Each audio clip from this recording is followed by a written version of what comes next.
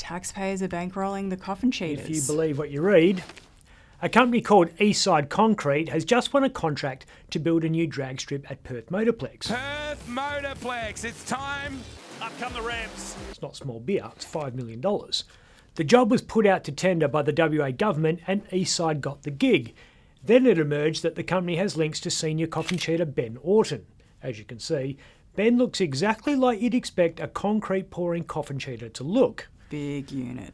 The government is now grappling with a serious question. Should a company with a bikie on the payroll be precluded from winning government work, especially when the company in question is a legitimate business that won the contract fair and square because it was the most competitive bid and demonstrated compelling value for taxpayers? That's a real pickle. So the whole thing is now under investigation. The government agency which handles the Perth Motorplex is called Venues West. Venues West had no idea about Eastside's underworld links, issuing a defensive statement on Wednesday that tenderers must declare that they have not been convicted of a criminal offence or involved with criminal organisations. So they're relying on gangsters to be honest about being gangsters. Pretty much. Venues West is now freaking out, as is Deputy Premier Rita Safiotti, who oversees Venues West, because it's a bit rich saying this. Our government introduced the toughest anti-bikie laws in the country. When you're handing a bikie link business a $5 million cheque. Clearly the government doesn't interrogate tender winners that hard because a simple company search showed Eastside's parent company, that's Nitro Works, is linked to Ben. He was the director and the business is still registered at his house. And a simple Google search shows Ben is a coffin cheater. He isn't making a secret of it. He holds shares in CC Promotions, which is the Cheaters' business arm. Left a few breadcrumbs. Do you think Eastside should lose the contract? No, actually I don't. For 3 reasons. First, by all accounts, it's a good operation.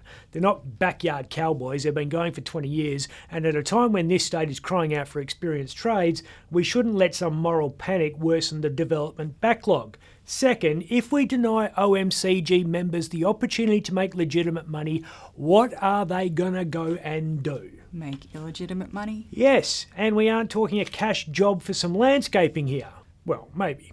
Third, as a taxpayer, I want government contracts to go to the most competitive bid. And as long as the business is above board, I don't care if the person behind the bid happens to ride a Harley on the weekend. So now it's a political game. The Liberals hammered the government on this point in question time on Thursday. I refer to cash for Coffin Cheaters scandal, and I ask, one, can you confirm, as your police minister said to the media this morning, that the government simply asks contractors if they are a criminal or if they associate with organised crime gangs?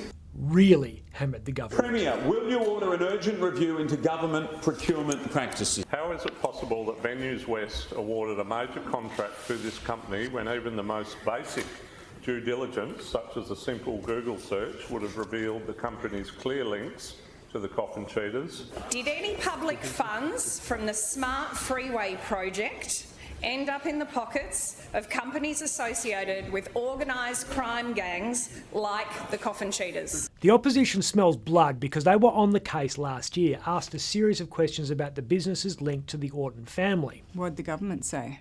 They were worried about more important issues. Cadbury's, if you're watching, not enough popping candy in it. Your tax dollars hard at work. I made my own little advent calendar for the opposition. It's not the first time a company linked to a bikie has won government work. Troy McCanty used to have an interest in a security company that had the government contract at Hillary's Marina. A bikie providing security for the government. I know, it's good. This is better.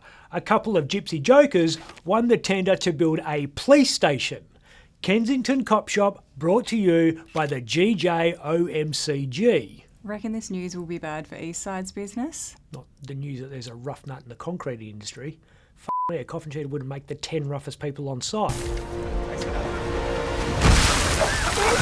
If anything, the fact Eastside has some muscle behind it is a plus in the construction industry. The biggest threat to a big building firm's profitability isn't CCMC, it's CFMEU. And the concrete pour is where the union does its best and dirtiest work. Disrupting a pour. Remember, this isn't a process where once you start you can stop.